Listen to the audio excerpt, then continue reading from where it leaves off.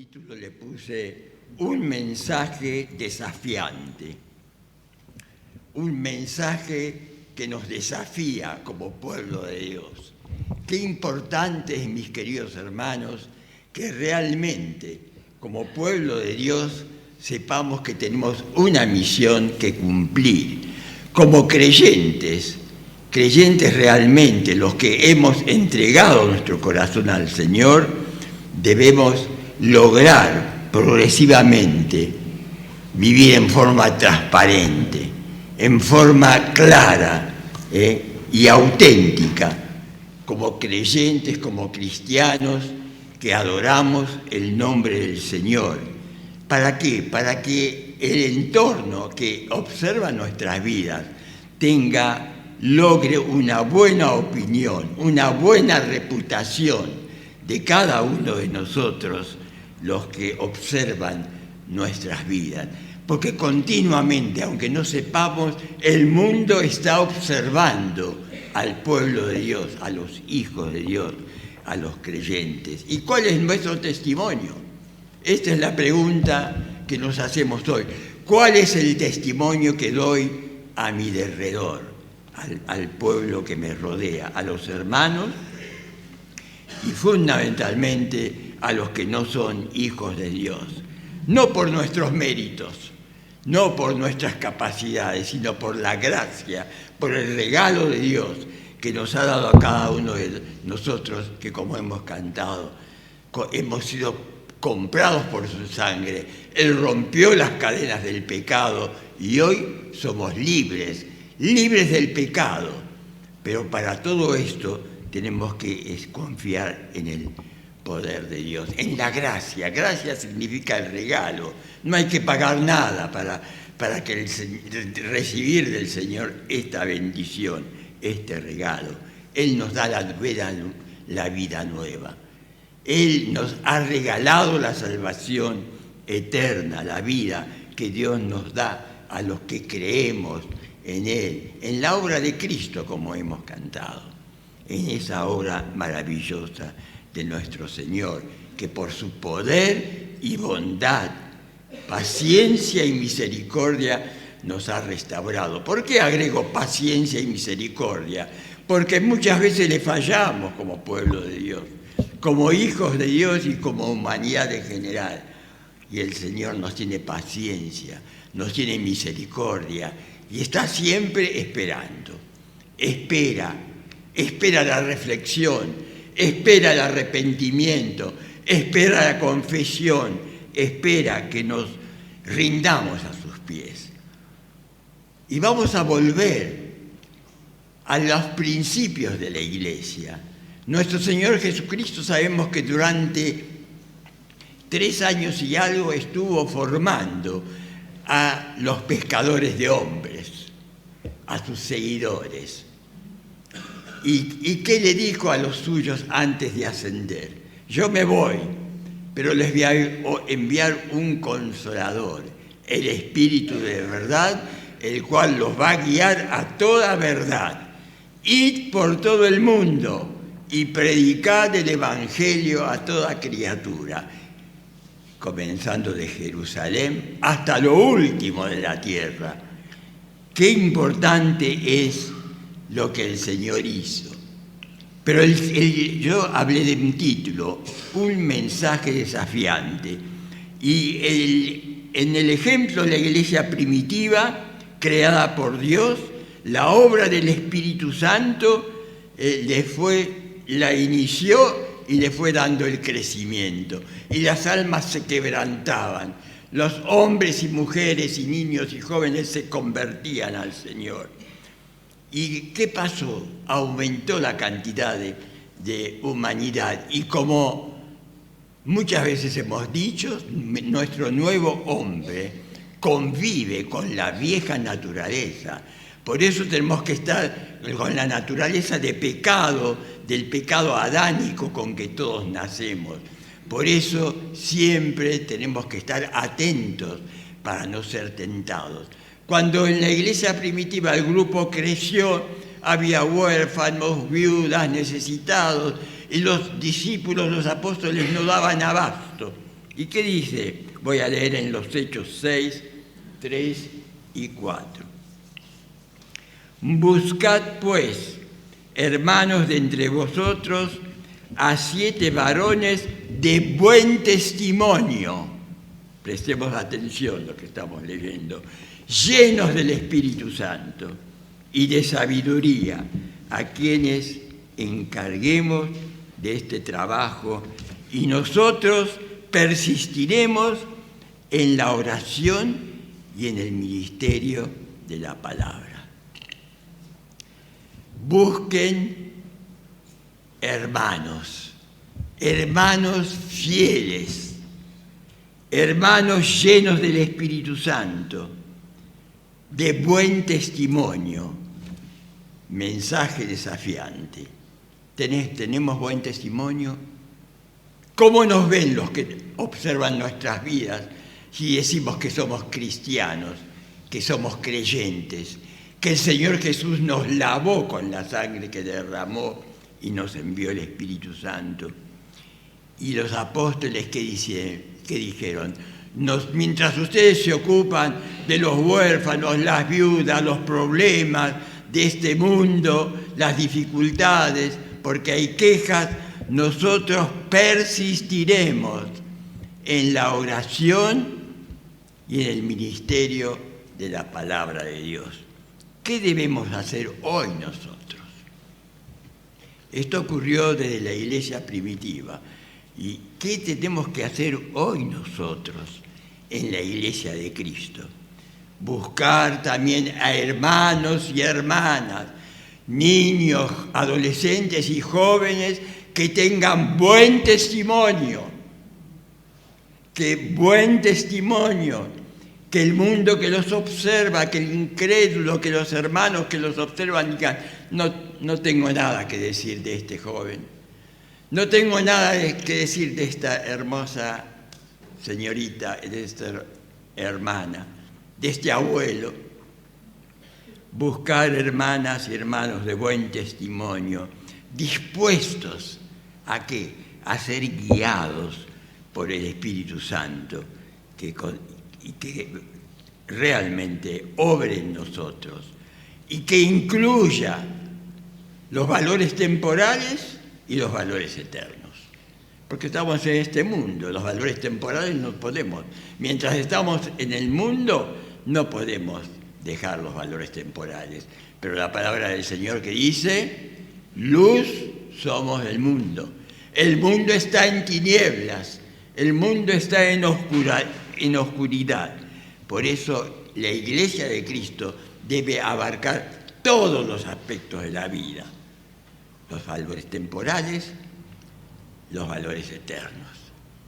No tenemos que vivir de arriba, tenemos que estudiar, tenemos que trabajar. Muchas veces he dicho si podemos ser profesionales y vivir, pero con rectitud, con la verdad, transitar por este mundo que está en tinieblas. El Señor conoce la intimidad de cada uno de nosotros. Lo que estamos pensando, lo que hacemos o lo que haremos, Él lo conoce. Sabe si somos genuinos, si somos auténticos o si aparentamos ser hijos de Dios o ser creyentes. Hoy, lamentablemente, muchos cristianos creyentes viven de apariencia, con apariencia de piedad. Pero ¿qué hay en la intimidad? ¿Qué hay dentro del corazón nuevo o de la mente nueva que ha sido lavada por el Espíritu Santo? Cuando somos genuinos, somos auténticos, estaremos disponibles y le diremos, Señor, aquí estoy. Como dijo Pablo cuando se encontró en el camino a Damasco con Jesús Saulo, Señor, ¿quién eres y qué quieres que haga? ¿Estamos disponibles? Si estamos disponibles de veras, en forma auténtica, el Señor, Él nos va a dar la recompensa que dependerá de Él, de la voluntad de nuestro Señor. Pero Él espera que su pueblo seamos confiables, que pueda confiar en nosotros, en nuestra autenticidad, en nuestra veracidad, en nuestra nueva creación.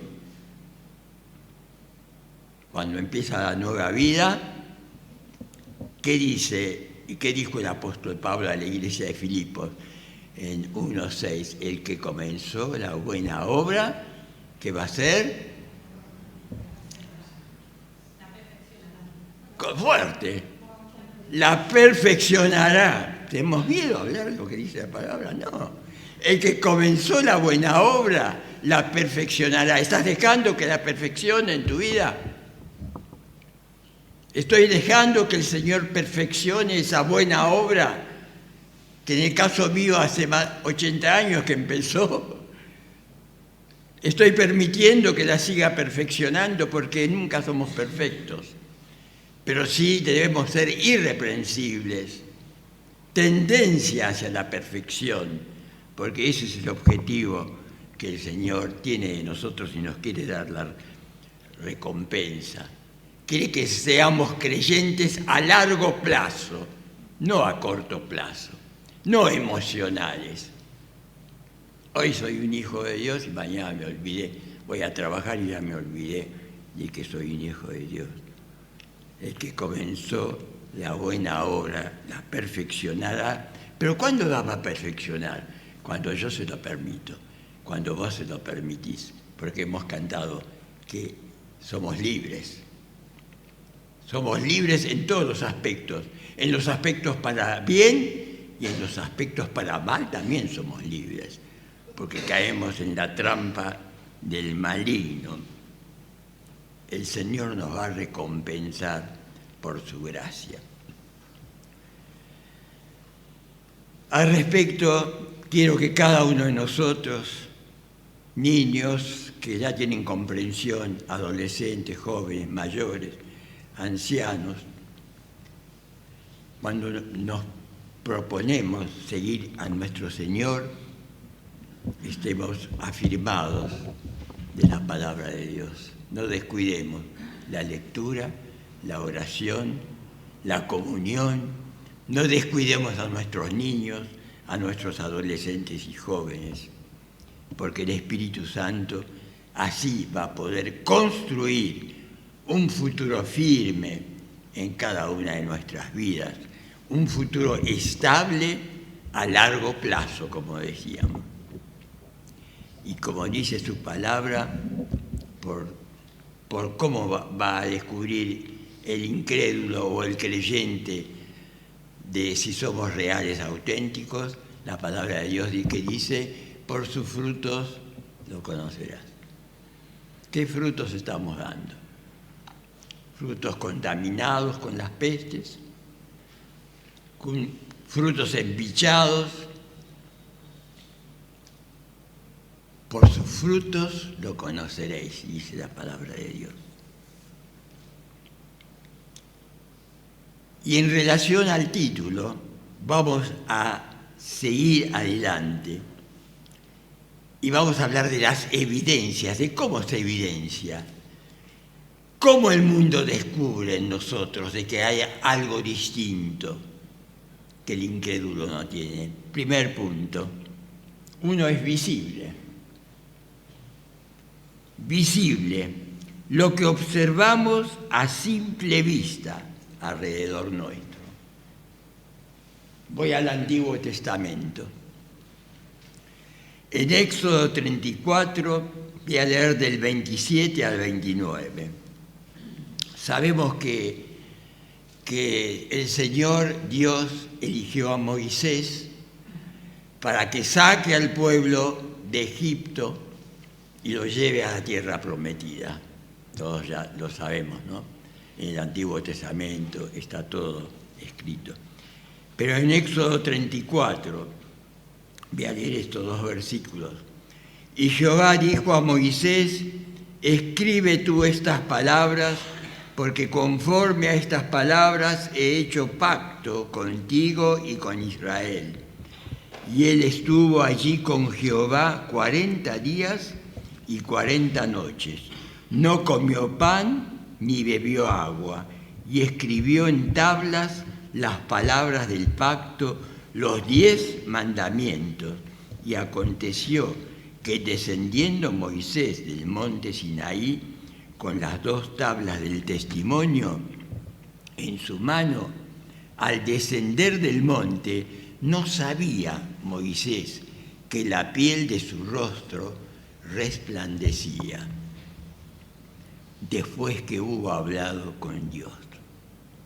Este incidente hará que el pueblo continúe considerando a Moisés como el representante de Dios. Como le dijeron que Moisés subió y mira, ahora le brilla el rostro. Estuvo 40 días, día y noche, hablando con Dios. Y Dios le dio los 10 mandamientos registrados en la tabla. Y el pueblo aquí reconoció a Moisés como el representante de Dios, pero fue estable. Esa consideración no fue estable. Todos sabemos, si leemos el Antiguo Testamento, en los profetas, vemos qué pasó con el pueblo de Israel, ¿no? Siempre retrocedía para atrás, siempre después caía en incredulidad.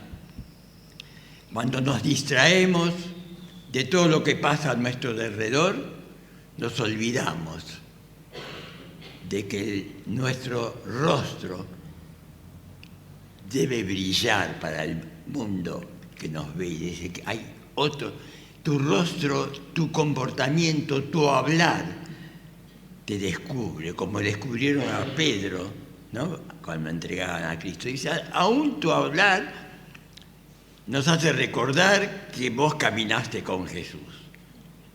Y él lo negó, bueno, no estaba todavía el Espíritu Santo sobre su vida, ya sabemos este pasaje, ¿no? Pero para poder ser un representante verdadero no debemos distraernos con todo lo que el mundo nos ofrece. Muchas veces hemos dicho, el mundo nos ofrece cosas buenas y más ofrece cosas malas que nos llevan a la perdición, a distraernos. Si estamos atentos, no le vamos a fallar a nuestro Señor, como ocurrió con el pueblo de Israel. Dice, sí, ahora vamos a creer en Moisés porque mira, estuvo con el Señor y su rostro brilla. Y al poco tiempo empezaron las quejas nuevamente, la disconformidad. Queremos volver a la esclavitud, querían volver a Egipto nuevamente. ¿Qué ocurre? ¿Qué dijo el apóstol Pablo en el Nuevo Testamento en relación a este primer punto? Que el mundo debe ver en nosotros. Y vamos a leer 2 Corintios 3, 2 y 3. Nuestras cartas sois vosotros, escritas en nuestros corazones, conocidas y leídas por todos los hombres, siendo manifiesto que sois carta de Cristo, expedida por nosotros, escrita no con tinta, sino con el Espíritu del Dios vivo, no en tablas de piedra, sino en tablas de carne del corazón. Acá el apóstol Pablo relaciona, el concepto es el mismo que del que leímos en Éxodo, pero dice, hay algo distinto en el pueblo de Dios. Son cartas abiertas, podemos leer. Yo te veo y veo lo que hay en tu corazón, descubro lo que hay en tu mente, que no estás pensando mal, que no estás continuamente quejándote, que no estás compartiendo lo que no debes con el incrédulo. Hay algo distinto. Tu ser brilla como brilló el rostro de Moisés. Por eso Pablo le dice a la iglesia de Corintios, la vida de ustedes son cartas abiertas. Estamos leyendo lo que son ustedes. Dice, y esto, lo que son ustedes, no está escrito con tinta ni en tablas de piedra, sino está escrita en las tablas de carne del corazón físico y del corazón espiritual, lavado por la sangre de Cristo. Este mensaje del apóstol Pablo a los verdaderos hermanos es desafiante. Fue desafiante en ese momento seguro a la iglesia de Corinto como a las otras congregaciones y hoy debe ser desafiante a nosotros. ¿Cuándo?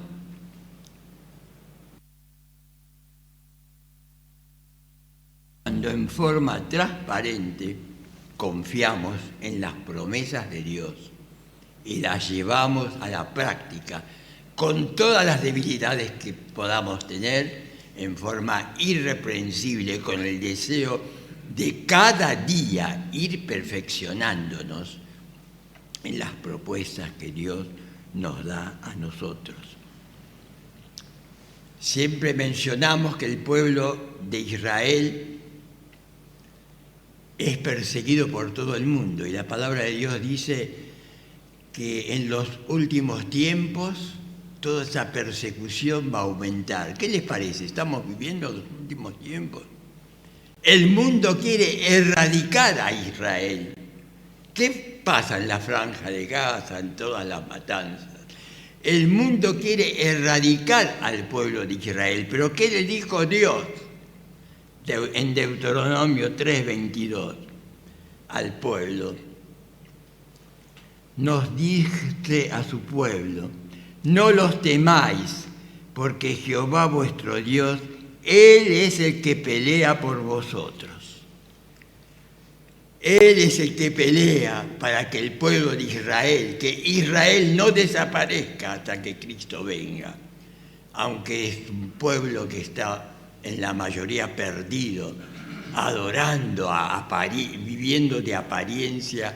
Hay un pueblo noble, santo, y hay pastores que continuamente están yendo ahí a llevar el mensaje, pero el país de Israel, la palabra de Dios dice que no va a desaparecer. Dios no va a permitir que desaparezca. Es el que pelea por todo el mundo, que quiere erradicar a Israel. Hoy cada creyente pertenecemos al pueblo de Dios. Cada creyente pertenecemos al pueblo de Dios y el Señor está observándonos, está peleando por nosotros para que no caigamos en el pecado, para que no retrocedamos para perdición. Mi querido joven, mi querido mayor, anciano, niños que ya tienen comprensión, no volvamos atrás. Si tenés a Cristo en tu corazón reinando, tené cuidado, no te contamines con el mundo. El Señor nos quiere ayudar. Dice: yo voy a pelear por vos. ¿Pero cuándo? Cuando yo se lo permito. ¿Le estás permitiendo? A raíz de la oración, a raíz de la lectura de la palabra de Dios, ¿permitís que el Señor cuide de tu vida? ¿Estamos dispuestos para que el incrédulo crea, para que el creyente que retrocede y se va al mundo vuelva a los pies de Cristo? ¿De quién es esa responsabilidad sino nuestra, del pueblo de Dios? Al mundo le queda poco tiempo, pero los creyentes, muchos, se conforman en decir, entre comillas, soy cristiano, pero no leo la palabra, no oro, no tengo vida de oración. Todo lo que el mundo ofrece lo aprovecho. Tengo amigos mundanos, tengo novio o novia incrédulo, tengo parejas múltiples, soy inmoral, no soy auténtico, no soy confiable. Todo eso está en la palabra de Dios. Y mis queridos hermanos, hermanas, yo tengo una carga en el corazón en estos tiempos compartiendo con pastores y viendo iglesias tibias y frías, pero hay iglesias vivas también que están llevando el mensaje de salvación. Pero estamos dispuestos nosotros como iglesia.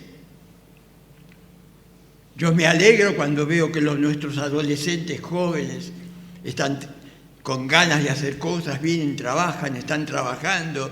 Gratitud para la honra de Dios, para que el templo se embellezca, pero la palabra de Dios dice que nuestros cuerpos son los templos del Espíritu Santo, y la suma de estos templos, de estos cuerpos, y de los chicos que están en el fondo, y de los que hoy no están por diferentes motivos, somos el templo del Espíritu Santo. Cada uno de los que decimos pertenecer al pueblo de Dios, debemos ser templos del Espíritu Santo. El primer punto, ya lo dijimos, que era visible a simple vista. El segundo punto, lo que construimos en esta vida en el transcurso del tiempo. El segundo punto. El tiempo a largo plazo es fiel reflejo de lo que hay en el corazón de la persona a través de la palabra de Dios. El versículo muy conocido, ¿no? Por todos, 2 Corintios 5, 17. De modo que si alguno está en Cristo, nueva criatura es. Las cosas viejas pasaron, he aquí todo se hace nuevo. No la mitad de tu ser cristiano. Una mitad sos el Señor y otra mitad del incrédulo del mundo. Todo nuestro ser, espíritu, alma y cuerpo, dice el Señor a los tesalonicenses, deben ser guardados irreprensibles. Y acá dice, de modo que si alguno está en Cristo, nueva criatura es. Las cosas viejas pasaron, y aquí todas son hechas nuevas. Pensemos en este momento, ¿es real esto en mi vida? No nos juzguemos unos a otros, ya lo dijimos la semana pasada en la Santa Cena. Tiene que haber autocrítica, cada uno debo analizar mi vida. ¿Es real en cada uno de nosotros? Como ejemplo, logramos la responsabilidad en los valores verdaderos para esta vida y para los valores eternos. Somos veraces, somos transparentes. La fidelidad al Señor es íntegra, integral.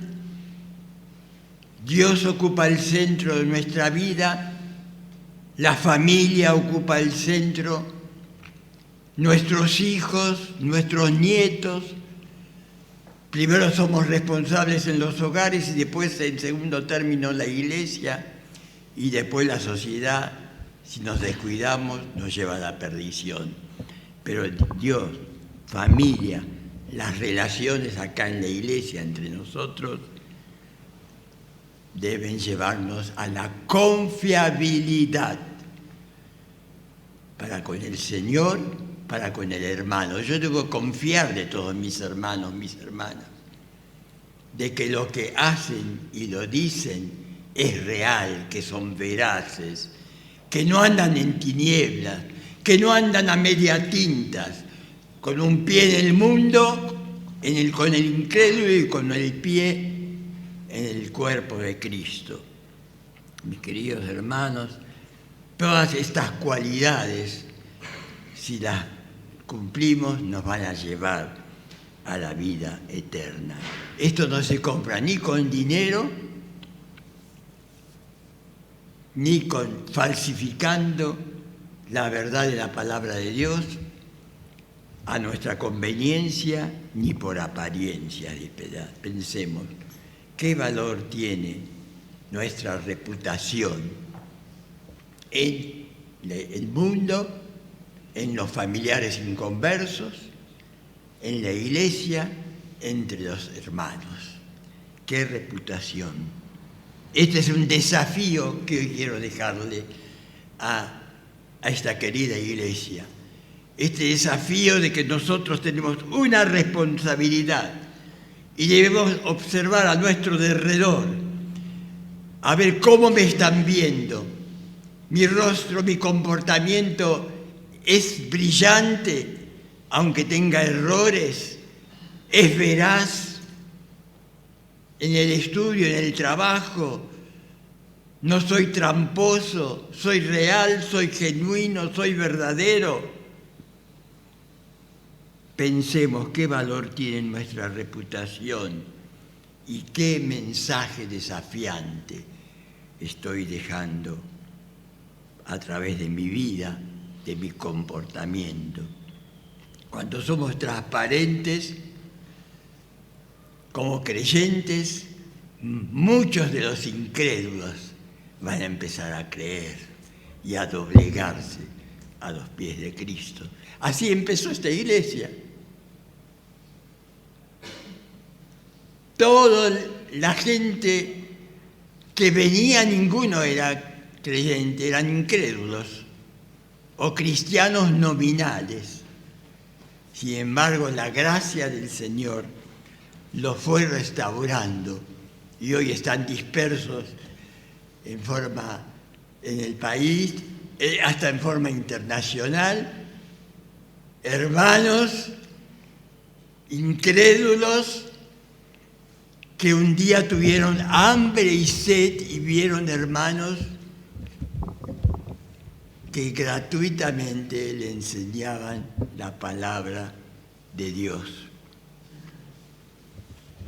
Podemos ser elocuentes a nivel humano, pero somos verdaderos. La elocuencia espiritual es real en nuestras vidas. Logramos que otros que observan nuestro ser se rindan a los pies de Cristo, crean en la gracia salvadora del poder del Espíritu Santo. Estas cualidades de integridad, mis queridos hermanos, hermanas, jóvenes, la palabra de Dios nos la da.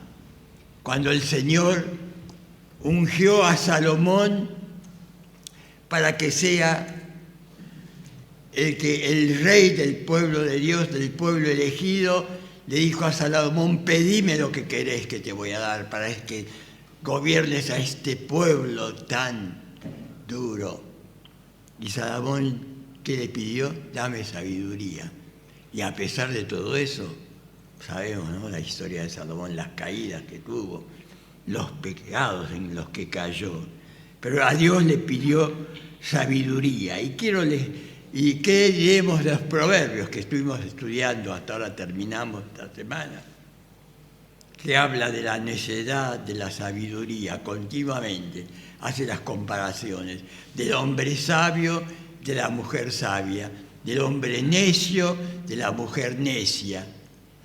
El creyente lo da como sabio, al incrédulo como necio. Palabra dura, no nos gusta muchas veces, pero es la realidad de la palabra de Dios. Y quiero leer de la versión NBI, Eclesiastés 10, 1 y 2, escrito por Salomón, inspirado, para que esté registrado en la palabra.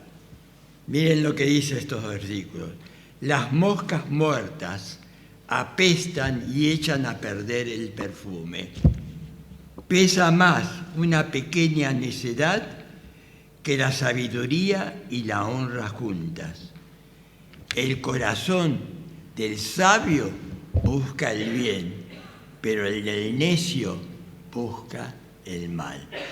El sabio Salomón compara a la buena reputación con el perfume del perfumista,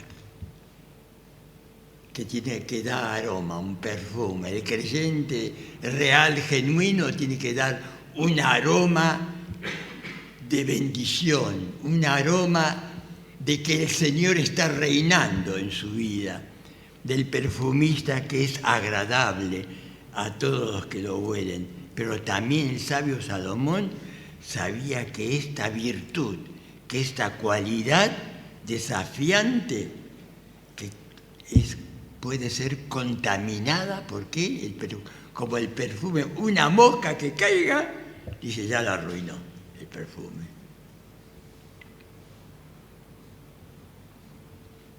Años de creyentes podemos tener. Durante tantos años como creyentes puede ser destruida en un solo momento por un pecado grave. Y hoy muchos creyentes están cayendo al precipicio por descuidar su vida espiritual.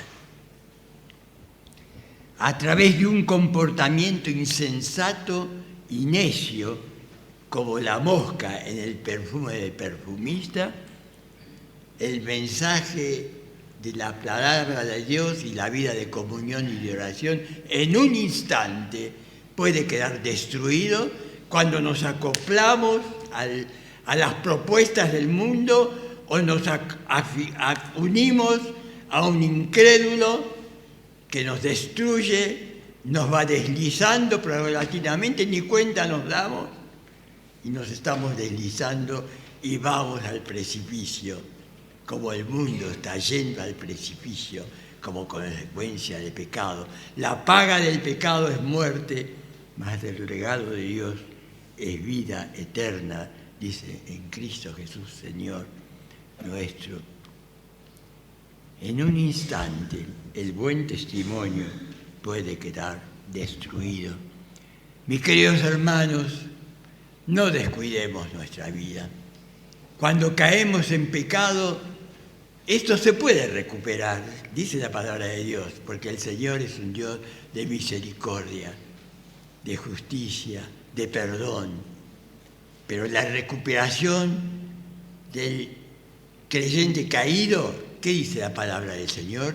Su postrer estado va a ser peor que antes de haberse convertido, entregado al Señor. Lo dice la palabra de Dios, ¿no es cierto? No lo vamos a leer ahora. Su postrer estado es peor que el primero.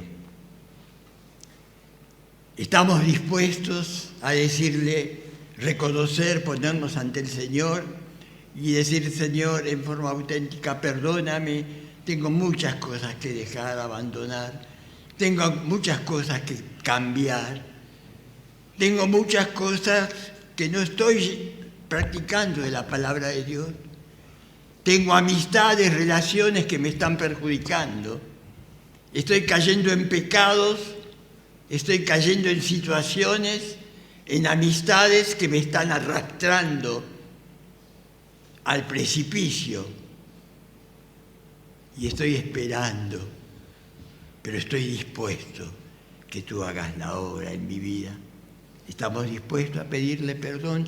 Esta segunda parte es la parte, por lo tanto debemos que ser cautelosos para que esta segunda parte a largo plazo pueda llevarnos a la reflexión, a la oración, a la meditación, porque nuestro Dios nos provee las herramientas para la restauración. En 1 Corintios 6, 12 nos dice, todas las cosas me son lícitas, pero no todas convienen. Todas las cosas me son lícitas, pero yo no me dejaré dominar de ninguna. ¿Estamos dispuestos a decir eso? A veces decimos, sí, todo esto, ¿qué tiene de malo esto? ¿Qué tiene de malo cuando caemos en eso? ¿Qué tiene de malo esto? ¿Qué tiene de malo lo otro? Alerta. Alertémonos porque estamos por caer posiblemente, para pensar, autocrítica. ¿Cuál es la opinión de los que me conocen? ¿Cuál es la opinión de tus familiares inconversos? ¿Cuál es la opinión de los que observan cada día tu vida y quieren imitar tu fe? Dediquemos el tiempo y vamos a invertir tiempo para eso. Y como último pasaje, me estoy extendiendo, porque nuestro Señor es lento para la ira y grande en misericordia. Y el apóstol Juan, en su vejez, en Primera de Juan, capítulo 1, voy a leer los versos 8 y 9, dice que si decimos que no tenemos pecado, nos engañamos a nosotros mismos, y la verdad no está en nosotros.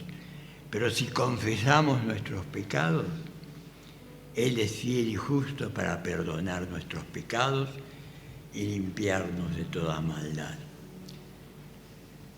Prestemos atención, hermanos, hermanas. En este momento, prestemos atención.